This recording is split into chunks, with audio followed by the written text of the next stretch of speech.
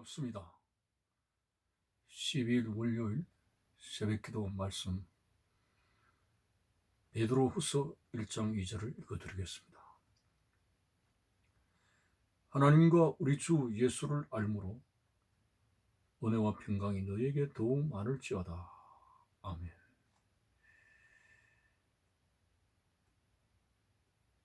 하나님과 예수를 알므로 인해서 은혜와 평강이 너에게 더욱 많으라고 기도하고 있습니다. 안다는 것은 참으로 중요한 것이죠. 우리는 모르면 참 무식하다, 대화가 되지 않는다, 이런 말들을 합니다. 한 번은 이런 풍자적인 이야기가 있습니다. 소크라테스가 나룻배로 강을 건너갈 때 철학 서적을 겨드랑이에 끼고 노를 젓는 사공에게 이렇게 말했습니다. 사공이여, 철학을 아는가? 그때 무식한 사공은 고개를 떨궜습니다. 많이 부끄러웠죠. 공부를 하지 못한 것이 많이 후회가 될 정도로 부끄러웠습니다. 자, 그러던 차에 배는 강 중앙쯤 오게 되었는데 물살이 세고 바람이 무척 심해가지고 그 강물이 일렁거리면서 바다가 배가 침몰하게 되었을 때 소크라테스는 철학 서지고 뭐고 팽개치면서 물에서 허우적거렸습니다. 살려달라고 했습니다. 그때 사공은 멋진 수영을 하면서 소크라테스에게 이런 말을 했습니다. 당신은 수영을 아는가?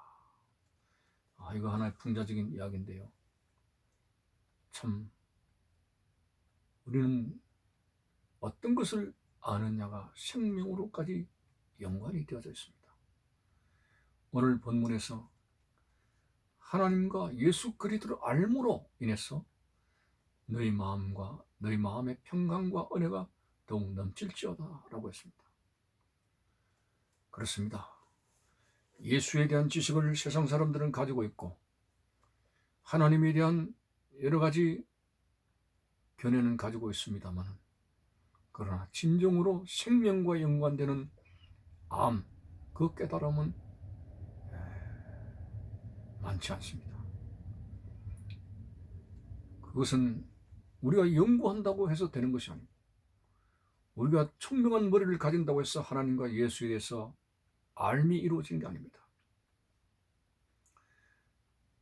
한 번은 베드로가 예수님을 향해서 주는 그리스도시요 살아계신 하나님의 아들입니다 라고 했을 때 예수님은 바요나 시모나, 내가 복이 있도다. 이를 알게 하신 이는 내 아버지시니라고 했습니다.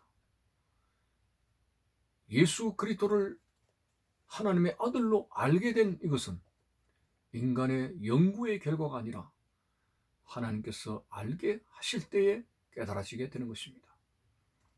그래서 하나님과 예수를 아는 것은 신비한 지식의 깨달음이 아닐 수가 없습니다. 생명과 연관되어졌습니다. 풍전등화라고 많은 사람들이 예수를 두고서도 엉뚱한 말을 합니다. 훌륭한 4대 성자 중에 한 사람이다. 훌륭한 도덕가이다. 인류를 사랑했던 박애자다. 이런 말들을 합니다만 그것이 영적으로 바른 깨달음에서 온 것이 아닙니다. 참으로 성령께서, 하나님 아버지께서 우리로 하여금 깨닫게 하시는 영적인 영안을 열어주실 때 우리는 베드로처럼 예수님은 4대 성자 중에 한 사람이 아니라 바로 하나님의 아들이시죠. 우리의 구세주입니다. 그리스도입니다. 이런 고백을 할 수가 있는 것입니다. 여러분들은 정말 복됩니다. 바요나 시모나 복이 있도다 라고 선포한 주님의 말씀처럼 여러분들은 정말 복됩니다. 하나님을 알았습니다. 예수가 누구인지 바로 깨달았습니다. 그것도 여러분의 연구의 성과가 아니라 하나님의 성령께서 여러분에게 깨달음을 주셔서 그와 같은 믿음을 가졌기 때문에 우리는 예수님을 똑바로 알고 길과 진리와 생명 되신 주님을 따라서 오늘도 이 광야 같은 험난한 세상을 안전하게 갈 수가 있다고 하는 것이 얼마나 감사합니까? 이렇게 구세주 예수를 만났고 예수를 알므로 말미암아 우리의 마음에는 성령의 평강과 기쁨이 넘치게 되는 것이죠. 이 성령의 평강과 기쁨은 그 어떤 것으로도 세상이 주는 여러 가지 쾌락의 수단과 비교할 것이 아닙니다.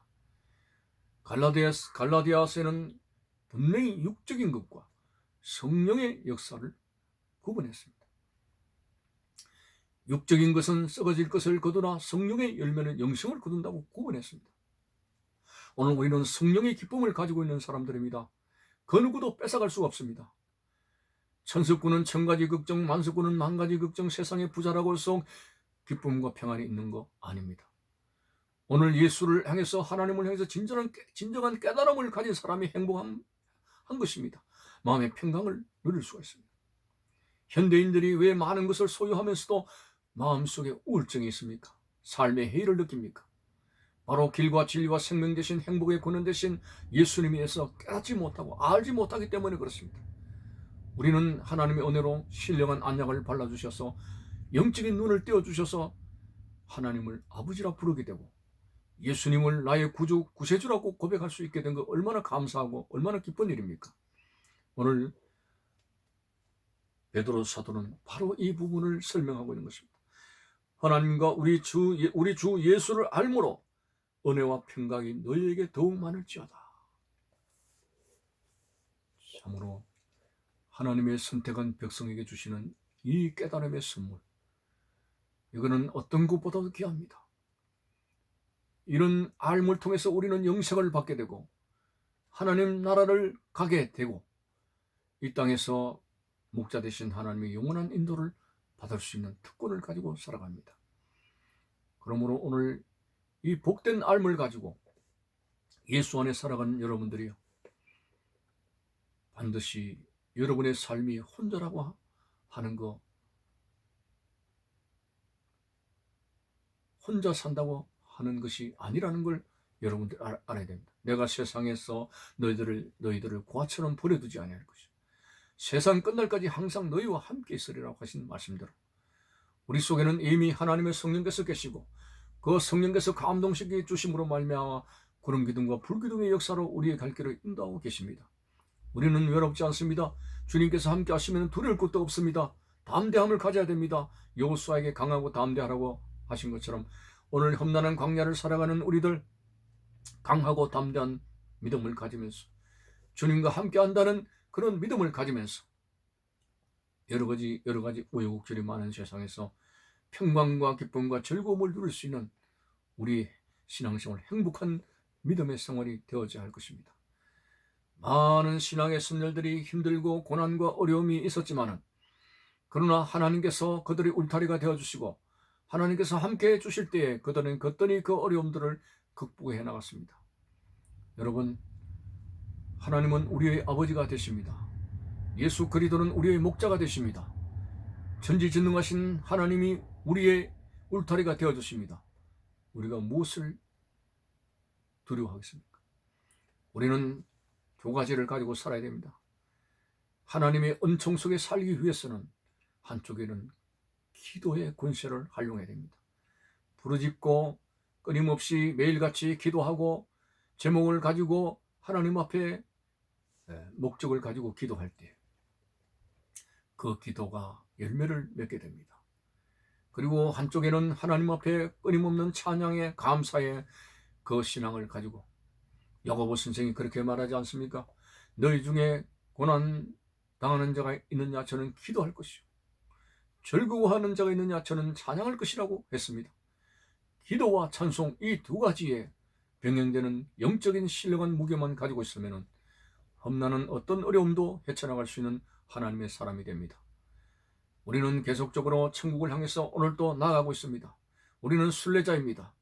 한 걸음 한 걸음 나아가는 우리 삶에 확실한 믿음의 체험을 가지시고 우리는 외로운 사람이 아니라 주님께서 함께 하시는 임마누엘의 하나님, 그분을 모시고 살아가는 사람이기 때문에 늘 주님께 기도할 수 있고 찬양할 수 있는 영적 생활이 이루어져서 이 코로나 한란 시대에도 반드시 소망 가지고 승리할 수 있는 우리의 모습들이 되어져야 되겠습니다. 감사합니다.